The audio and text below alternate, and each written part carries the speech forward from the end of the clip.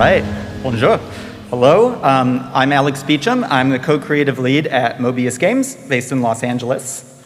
I was the creative director on Outer Wilds. I was one half of the design team. I was 1/3 of the story team. And I apologize now for the number of Zelda references in this presentation. So, you've heard me do that joke, very unlikely, but I did give a talk in 2019 at the Full Indie Summit in Vancouver. This talk is not that talk. It is gonna, like the first third of it's the same, and then unless something goes horribly wrong, we're gonna branch off into what I hope is an exciting new timeline. So, Outer Wilds is an open world mystery where you explore a solar system trapped in a 22-minute time loop, and you're investigating the ruins and the writings of an alien civilization, the Nomai, and you're trying to figure out what they were up to and just generally what the hell is going on.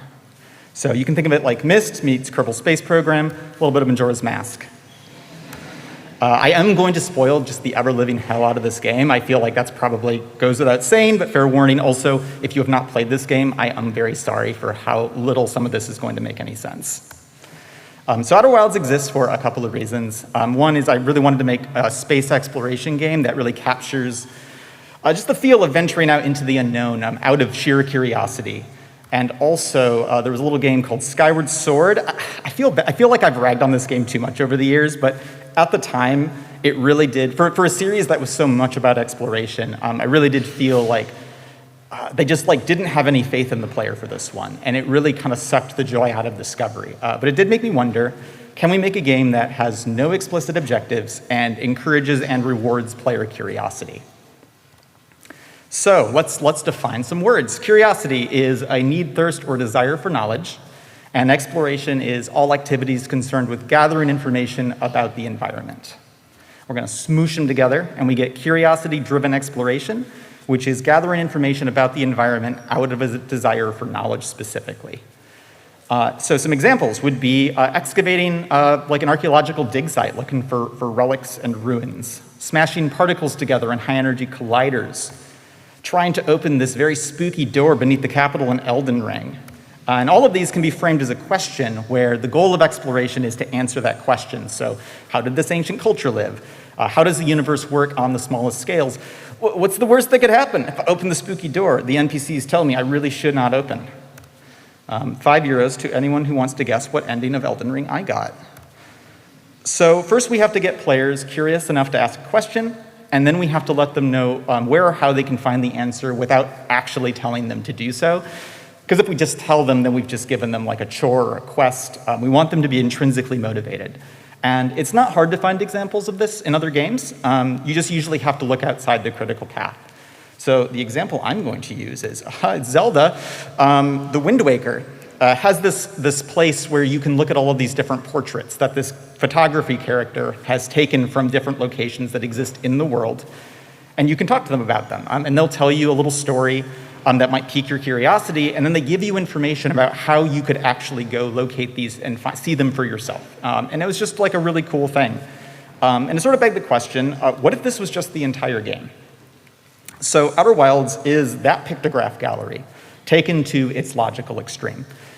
And what we were going for is that for everything in the world to be telling a story about something else that physically exists in another location, which you can then go investigate if you're curious enough. So for example, let's say we fly to Ember Twin and we talk to Chert, another astronomer or another traveler in our space program, and they tell us here that there's this old Nomai shipwreck site on the other side of the planet, and we can go investigate it if we want. And so this gets recorded into our ship log, which is on our spaceship. Every piece of information in Outer Wilds exists at a physical location, and so we record all of the things that you've learned throughout the game at like where you actually found them in this log. So Chert, we've revealed Chert's camp, and they tell us about this shipwreck, which then gets logged as a rumor with a question mark because we haven't actually been there yet. And it tells us what Chert told us. With the log, we tried really hard not to ever, one, directly tell you that you should do anything. Like, we never frame it as like, you should do this next. And we also try really hard to just paraphrase what the character said and not give you any additional information. So after you've played the game a little bit, you reveal more of these, you've been to more locations, you reveal more rumors, you start to have a choice of what you want to explore, the structure gets more complicated, and by the end of the game it looks like this. And just over the years, a fair number of people has sort of just floated the question, how did you end up with such a tangled, non-linear web of narrative bullshit? And they kind of correctly compare it to, yeah, it looked like a conspiracy corkboard, right? Like, so how did we end up here? And that is the talk that we are in today. So I'm going to go way back to the very beginning and try to build back up to where the ship log ended up in the actual game. So we started with this idea of there being 4 major what we call curiosities. And a curiosity answers a major question about the world, something on the level of like, why are you stuck in this time loop in the first place? And all of these are hidden in the most secret and most dangerous places in the solar system. And there are 4 of them because we wanted players to have a choice of what question they answered first, whichever one piqued their curiosity the most. And so each curiosity has this, again, this is like way the hell back when.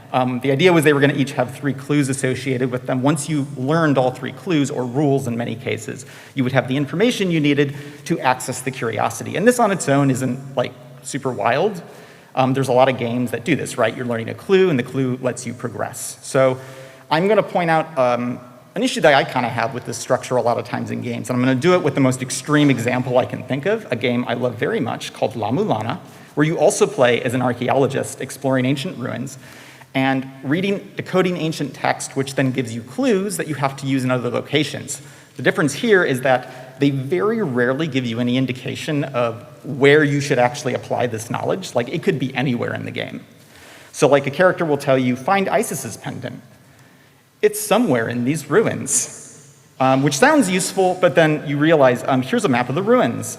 Rather, here's a map of 1/20th of the ruins. And you realize that this character has essentially told you that they didn't like forget to code that pendant into the game. Like, that's the information you have. So what if we helped you out a little bit? What if the clues pointed towards the place where you're supposed to apply them? And what if the clues also gave you information about where to find the other clues? And this is sort of the initial template that we started with.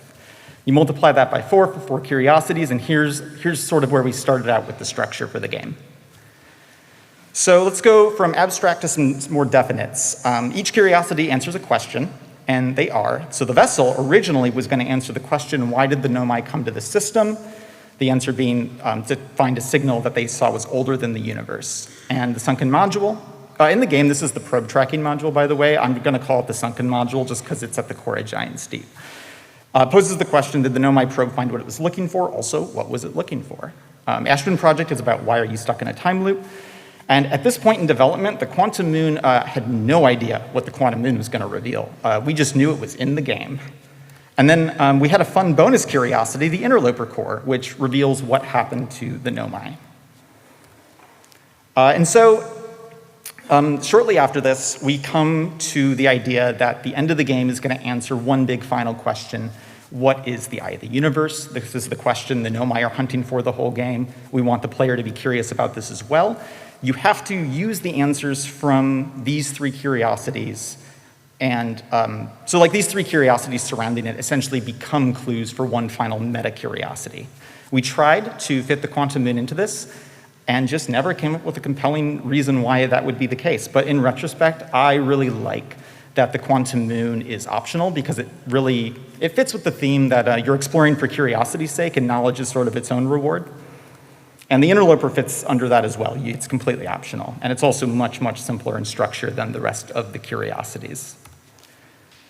So the answers, or the questions some of these curiosities were posing changed as a result of this. The vessel, we realized we couldn't have it reveal that the eye was older than the universe because we need you to be curious about the eye much sooner. And because this game is non-linear, you might not do the vessel curiosity until the very end. So instead, we moved the information that the eye is older than the universe to other non-curiosity locations that you could find much sooner, and we changed the vessel to be more about revealing that the universe itself is ending. And then the Quantum Moon eventually found its home as being directly related to the eye and really just being there to add context for what you experience during the endgame. So, the planets in the solar system. So the next step was to figure out where do these curiosities actually go. And kind of a fun fact is these planets were originally designed, or at least the core systems were designed with the 22-minute time loop in mind, not necessarily with narrative in mind. So these planets were on a very high level created to change in interesting ways over time. So a lot of the narrative in like the Nomai history, we sort of added on top of these pre-existing locations. So here is where we decided to put the curiosities. The time loop device, the Ash Twin project, went on the Hourglass Twins because you can't have a time loop device and not put it on the planet that literally looks like an hourglass. Like you have no other option. We knew we wanted something at the center of Giant's Deep just because that's a cool place to put something. Dark Bramble seemed like the most likely candidate for someone to get shipwrecked inside of. The Quantum Moon was always going to be a curiosity because it's super weird. The Interloper did not have a purpose for a long time. It existed because comets are cool. And then we realized that we still didn't know what killed the Nomai, and I think it was Lowen who proposed, what if the Interloper killed the Nomai? And that's what we rolled with, and it was great. Ooh, those are the, okay, so the next step here is we start adding clues for each, the 3 clues per curiosity. And this is our initial pass. This did change. Like you'll notice in this initial pass, Timberhearth doesn't actually have any, which is not totally true in the final game. But the methodology we went with here still applies, which is we tried to never double up, like for example, each Ash Twin clue is on a different planet. And the reason for that, we really tried to fight against players' urge to explore one planet completely before moving on to the next. And with this structure, like if you explore literally all of Brittle Hollow, you have exactly 1 clue for each curiosity, and you can't really finish anything. I know people do this anyway, by the way, it's just we tried. Okay, during while we were coming up with this structure and figuring out where all this stuff would go, we were simultaneously developing a history, a timeline of the Nomai in the solar system, and we sort of broke this up into different ages. So we start with the Voyage, which is they get the signal from the Eye, they get shipwrecked in Dark Bramble. The Age of Separation is the escape pod groups are redeveloping civilization in isolation. They finally redevelop space travel, they're reunited. Then we get into the, oh my God, okay, there we go, the Age of Exploration. And this is where they're flying around to other planets like Giant's Deep. They finally land on the Quantum Moon, and through that they rediscover kind of the eye of the universe, and that becomes their goal again. Age of Enlightenment is they redevelop warp technology, and through that they discover time travel, which leads to the Ash Twin project. And then the comet comes along and ruins everybody's day. This was originally its own age because we thought they were going to have more advanced warning. In the actual final game, it's not an age at all. It's just like, boom, they're dead. So this was developed in tandem with the curiosities and clue structure, and I just want to emphasize here the degree to which we just made no distinction between story, writing, design while we were working on this game. Ideas really did flow from one discipline to another very freely. And so each curiosity slots into this timeline. So the vessel is at the beginning, then we have the Quantum Moon 6 location when they're exploring around with the shuttles. The Ash Twin project and the Sunken module are really just 2 sides of the same coin. We'll talk a bit more about that later. And then the Interloper at the very end. And so once we kind of had a loose idea of this history, we started coming up with cool ideas that could become pieces of design in the game. Like we were going to have these lighthouse structures, one on Ember Twin, one on Brittle Hollow, and it was going to be how the separated groups of Nomai were going to send essentially Morse code to each other to communicate. We decided to cut them because at a certain point we realized we needed to minimize the amount of the stuff in the game that wasn't giving you a clue. Like we had to cut away anything that was only lore, so to speak. But we did keep the Nomai shuttles in the gravity cannons because we realized we could put the Nomai shuttles anywhere we wanted to, and we could use them as clues for whatever curiosity needed it. And things also flowed the other way. So the Ash Twin warp towers were originally a very mechanical kind of systemic thing. Like they really just were created to be a system that we could come up with rules for that players could then learn so that they could reach curiosity. But of course, once we made these, we had to incorporate them into the story. So that led to this whole like reinvention of warp tech kind of plot thread during the Age of Enlightenment. And then something happened eventually that happened a lot during development, which is I feel like people get the impression that we really had all of these answers like really early, but we really didn't. Some stuff just happened because we had the puzzle pieces and we were trying to make them fit, and we just jiggled them in a box long enough, and eventually, sometimes we got lucky. Like for this, we had the idea eventually of a negative time interval with the warp tech, which explains simultaneously how the time loop works and why shutting down the loop is required to reach the eye during the end game. And then it also kind of gave an excuse for us to use the glowing warp receivers on the different planets as a way to kind of unite all of the clues that point you to the Ash Twin project. So let's go back to essentially this is what the ship log looks like so far. And let's focus on how we took one specific curiosity, the vessel, and how it evolved into the final form you see in the ship log. So with the vessel, each clue is associated with one of the 3 escape pods that fired off when they got shipwrecked. And the lines connecting the escape pods are the distress beacon signals that you pick up with your signal scope. So I'm going to get rid of the lines pointing toward the vessel because the escape pods don't really tell you that much about the vessel itself. But we're going to get those lines back later. And so each escape pod also doesn't itself have a clue, right? But they lead you to locations that do. So from escape pod 2, you go to the Sunless City. From the Sunless City to the anglerfish fossil, which has the clue. Escape pod 3 leads to the Nomai grave. That does point to the vessel, so we get one of those lines back. And escape pod 1 leads to the old settlement mural, which shows you the location of the vessel as well as all 3 escape pods. So we get a whole bunch of lines. I am going to hide the lines for the signal scope signal because those don't show up in the ship log for reasons I will not go into here. I'm going to take what we have here, and I'm not going to change any of these connections. I'm just going to rearrange them. This is topologically equivalent. And boom. Oh, whoops, we get rid of the Sunless City. Oh yeah, because on Ember Twin, we added a little window you can throw your scout through to see the Nomai fossil, the anglerfish fossil. And that justified us having a more direct connection to where the clue actually is. You also get there through the city later. And this is just literally what the structure is in the ship log in the final game. So that's sort of like the process that we went through to get from that kind of idealized structure to this messier sort of like what you actually see. And the same process essentially applies to all of the other curiosities. I am going to quickly go over the sunken module because it's interesting in that we can't connect the 3 clues in the same way. And the reason is the clues are telling you how to get to the core of Giant's Deep past these natural barriers. And those natural barriers have nothing to do with the orbital probe cannon or the probe tracking module narratively.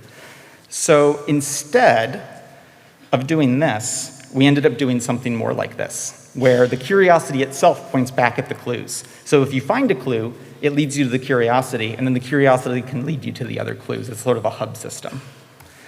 So I don't actually think we did this we did what we could. The way we went about this is that we added islands to Giant's Deep. So Bramble Island now points to Feldspar and Dark Bramble, who leads you to the clue at the frozen jellyfish. It also points to the depths below the current. It can't point directly at the sunken module because Feldspar had no idea that even existed. But it can tell you that you could get to the core. And then the construction yard island points to both the Southern Observatory and the orbital probe cannon in orbit. Gabbro is just on this planet already, so we use Gabbro. We're like, great, Gabbro can talk about this thing that fell into the ocean at the start of every loop. And then later we added the eye locator to the Apple Rock, and that just ended up hooking up to the Southern Observatory. So we ended up with a bit of a different structure, and that's sort of just a bit of a different workflow we went through.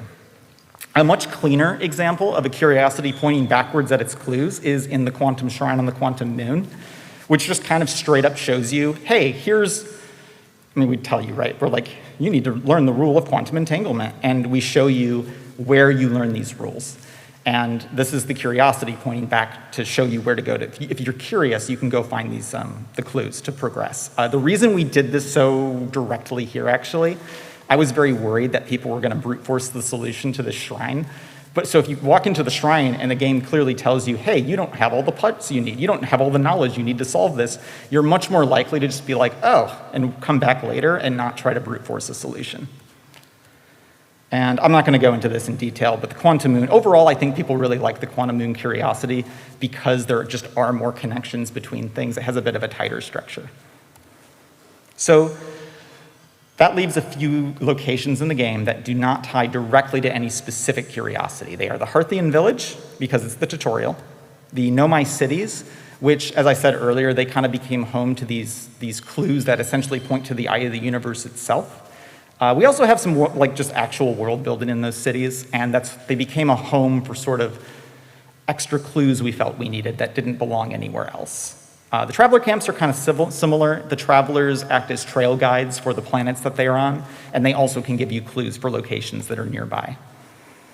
Yeah, Feldspar is weird. Feldspar actually counts as a specific curiosity, but the clues leading to Feldspar do not, and that's just because those clues have no knowledge of the curiosity. So we can only consider something part of a curiosity chain if you, the player, understand that you are like actively following information about that curiosity.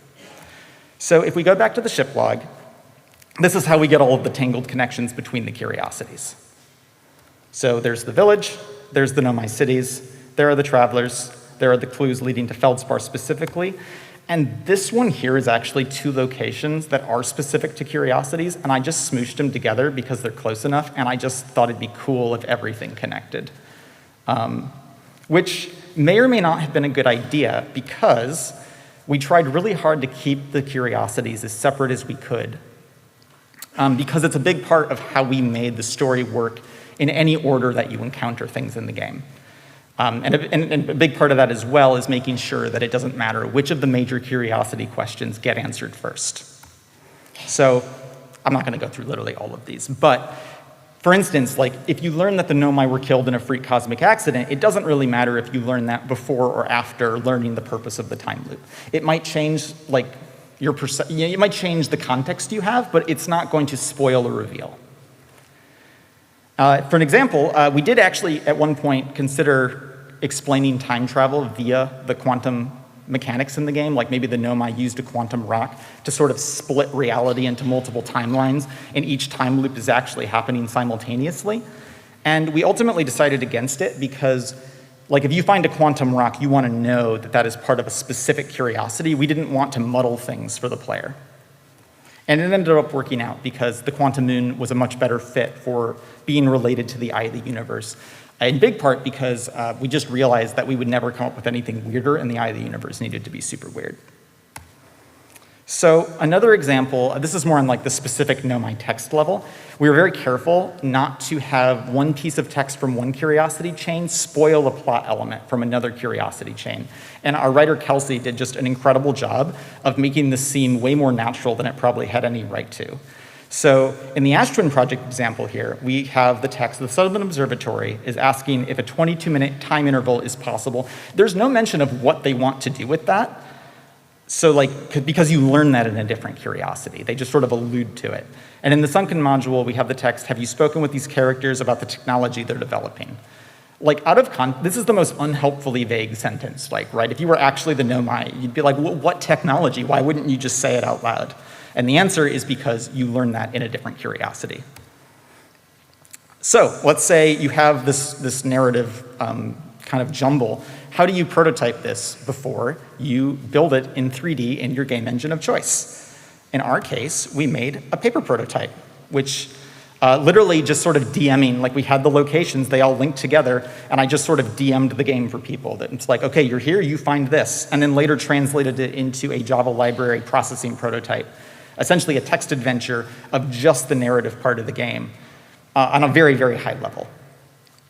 And we learned some cool stuff from it. This is actually one of the first example of using the signal scope to navigate Dark Bramble, as well as to link the clues together. Yeah, it was also a really cool way to onboard new people at Mobius to get them familiar with like the scope of what we were trying to make well before we actually had it in engine. And so, as the final thing, if we ever try something like this ever again, I think there are a few things that we might consider doing a little differently.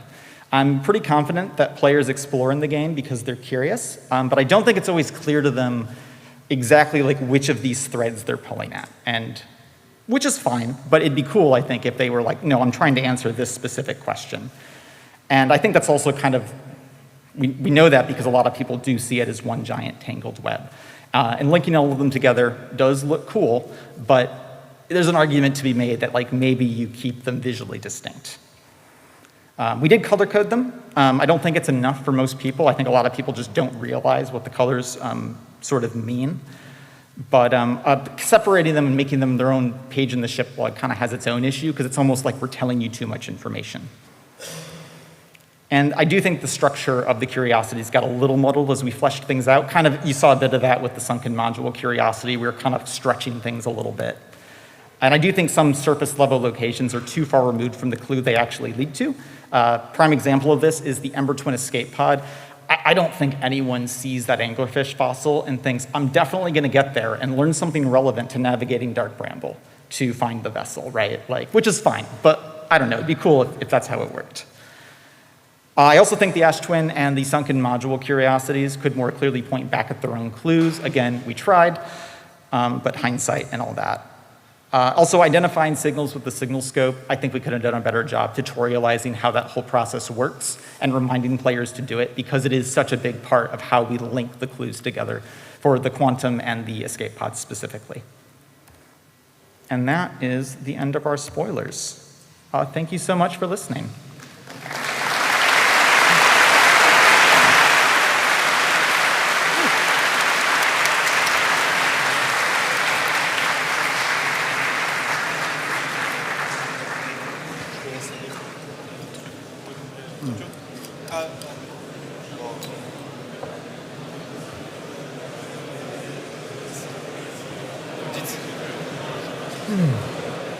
One, two.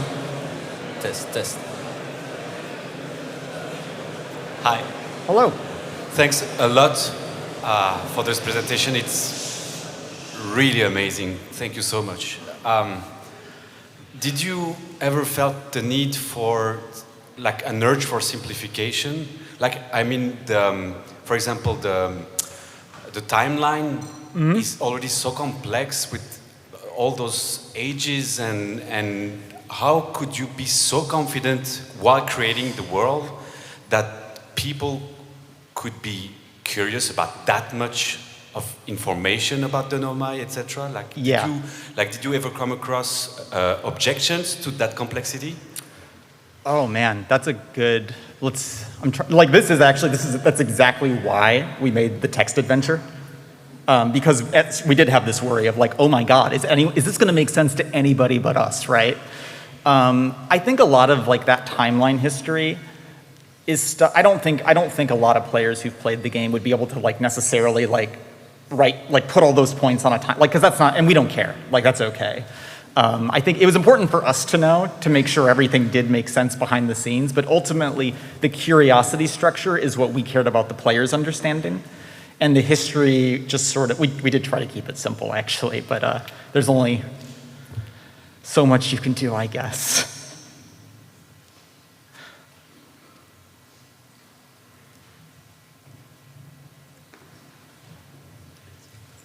Hello, thank you for the talk and the game.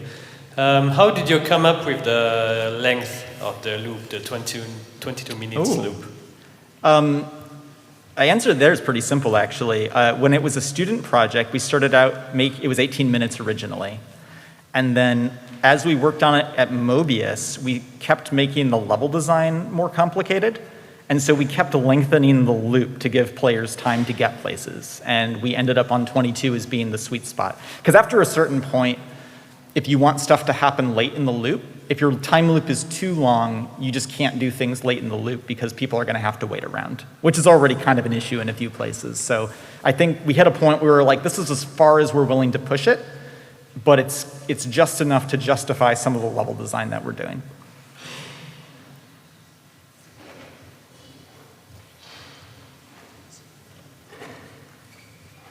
Hello, thank you for the talk. How did you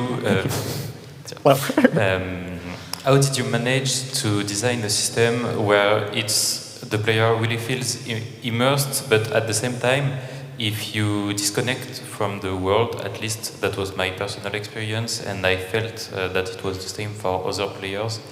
If you disconnect from the world, it's really hard to onboard again. Was it a design choice to do it that way, or were there just like too much constraints to make re-onboarding possible? Do I understand correctly? Like when you say disconnect from the world? Like if you stop playing for too much time, it's really hard to come back. Yep. The hope was that the ship log would help with that, right? we really wanted to try to help the player remember as much of this information as possible because we knew it was a lot. But I do think that's just sort of an inherent problem, right? If you're making something with this much going on, like, I feel your pain. I've played games like that for sure. Thank you. Yeah. Thank you for your presentation. I had quite an obvious question. You explained the things you wanted to improve, if you could redo it, but when designing the DLC, Cause of DI, did you implement the thing you showed us at the end? Or did you change the way you designed the story and the exploration? Oh, you got me. I wanted to talk about the DLC, but I chose a 30-minute slot. And I was like, that's another talk. Oh my God. The DLC, because it is standalone and because you can't, we did structure it differently, and it has kind of its own problems. And those stem from the fact that we're delivering the narrative information differently, right? It's visuals instead of text. And a lot of it just has to do with the development history. We did do the thing where the curiosity very aggressively points you towards the clues. The problem with the DLC is that it takes a while for players to reach what we would consider the curiosity in the first place. And there's a bottleneck there. That is kind of a problem. But good question, yeah. Thank you. Hello. Here. Thank you. I had a question about playtesting. How did it go during your project, and did you paper playtest, or did you wait for your prototype? We playtested just constantly, both with the base game and with the DLC. So the timeline is that the alpha version, kind of the student version, existed, and then right after that was when we made the paper prototype and then the digital version of the paper prototype. So essentially we made like the student version, play tested that, learned a lot about how people play in that space, but not a lot about how the curiosity structure worked because a lot of it just wasn't implemented. Paused, made the paper and the digital prototype, learned about how people perceived sort of like the entire narrative structure, right, in a very like pared down sense. And then started working on it at Mobius like a year or two later. And then we play tested like, every week or every other week from then on out. Okay, thank you. Yeah. Hi, on your left. Thank you for the presentation. I wonder if you had some backup plan, in case you had to cut out some key locations, like my villages or like planets, and how to keep everything to keep all the major clue to finish the story? I think the short answer is no, and it's probably we were asked a few times, like, can you just like cut a planet? And we'd be like, well, not without redoing literally the whole story. And they would be like, okay. The things we cut were sort of like those lighthouses, like I mentioned. There were a few things we did kind of simplify. We were like, oh, this level design's getting out of hand.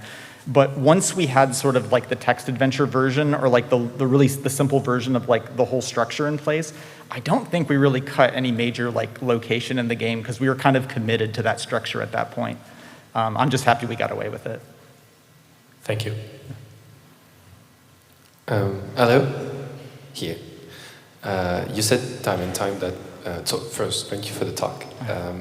You said time and time that exploration was the purpose, that you wanted players to be driven by exploration and their curiosity. Were you worried at any point that the time loop system would be an obstacle to that, in the sense that a player that goes to clue A and goes to planet B would be frustrated to have to come back to the vessel and launch again and stuff and do that over and over again? Oh, absolutely. And that's why we tried. At a certain point, our level design did get a little out of control, and we actually had to pare it back because we were like, this is going to be so annoying if you have to do this over again. That's what led to the shortcuts leading to both of the major Nomai cities. There is a benefit to the time loop, which is that when players get reset to Timber Hearth, it's sort of a natural, they're more inclined to go to a different location, right? It kind of fights against that urge to kind of strip mine one entire planet for content, which is nice. and kind of reset their thinking. But yeah, it was definitely an issue of them knowing that they're on a clock. That's why we introduced the freezing time while you're translating text as a default option, because we were worried about people feeling too rushed to sort of focus on what they're actually doing. Thank you very much. Hello. How do you go about finding and setting up a question that gets players interested in the story and the lore of the game? So pretty much like, how did we come up with like the questions for each curiosity? Yeah. This is this talk in general actually was a bit of a struggle because this is such a long time ago. I like barely remember some of this stuff. There's a lot of tossing ideas around. I think the original, like we had the idea of the sun exploding, right? And then it became a question of, oh, is it just your sun or is it all of the suns? And it just kind of went piece by piece. You know, we started working on that timeline. We're like, cool, another alien species lives in the solar system with ruins. Are they from here, or did they get shipwrecked? Shipwrecked seems cool. So for a long time, we were just kind of picking the interesting option and gradually kind of putting these pins in the wall, these fixed points, and then trying to figure out which pieces kind of fit in between. And a lot of it, like I said, existed for more mechanical reasons, right? Like we had the comet because we wanted an elliptical orbit, and comets are cool. And then, so we had these pieces, and we're like, what can we do with this narratively? But thank you. Yeah, absolutely.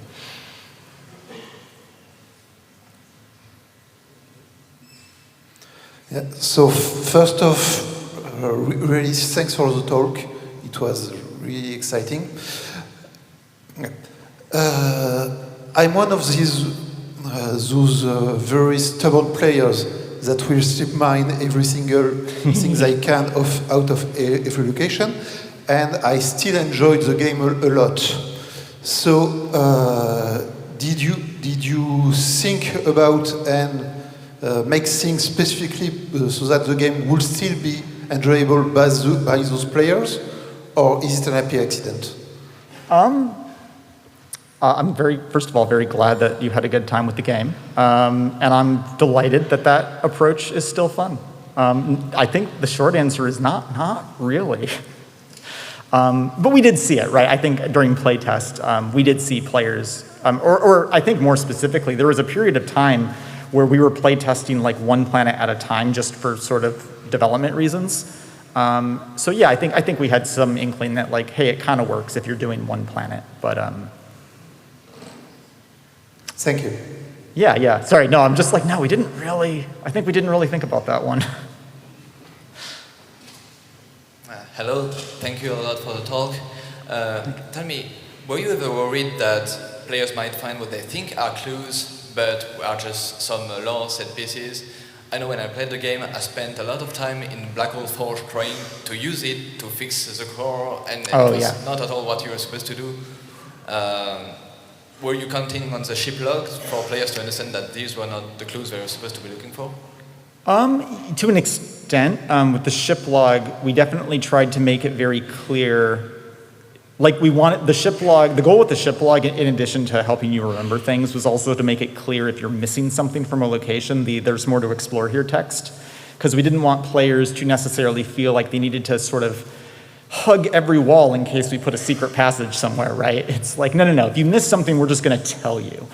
But I understand that, like if I was playing the game, I'm sure I would have done stuff like that for sure.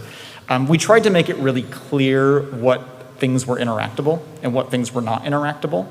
And there were probably some cases where we were more successful than others. But we did try our best to make it clear, like, hey, you shouldn't be doing this. You should be, like, this is clearly the thing you're supposed to be doing here, or could be doing. The very smart to explore here message was very iconic for me. I love seeing it in the trailer for the DLC, by the way. Oh, thanks. Thank you very much. Last question, anyone? Thank you for your talk. I was wondering if the tools that you use to make that structure like visually represented and communicated with the rest of the team have changed over time from the first prototypes to the DLC, for example, and what tools those were, because it's been a struggle to visually represent puzzle structures and have them be readable for everyone, especially parts of the team that are not necessarily very aware of the whole structure and not having it all in their heads. How did that go for you? I would say early it was a lot of whiteboard drawings, a lot of Google drawings, essentially like the way I had it in this presentation, right? We have, but much with a lot more text essentially, and like, so yeah, Google drawings we used a bunch.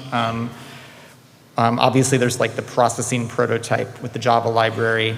Once we started making like the ship log, it really was just like the in-game system to do, right? Like essentially the short answer is there was no like custom tool that we used to sort of communicate it to the team other than we had the text adventure. And then and we had a bunch of like online kind of drawings we had done to sort of, for our own reference. Thanks. Yeah. All right, I think last question, that was it? Or maybe if you have time for a last one, on your right, here. Thank you very much for the presentation and for doing such a great game. I'm wondering, because there is not a lot of game that put curiosity at the very center of the game experience. It's quite new, or it's quite not like the usual way of doing it nowadays. So I wonder if you think that the market is now ready for more games that will be designed this way? Wow, I hope so. For our sake and anyone who's making something along these lines. And also it's just the sort of thing I love to play, games that really trust the player and really let you kind of, make you around, give you agency, right, to explore, dump you into a world that doesn't make any sense and sort of trust you to make sense of it. So. Thank you. Oh, thank you. Great, thanks everyone so much.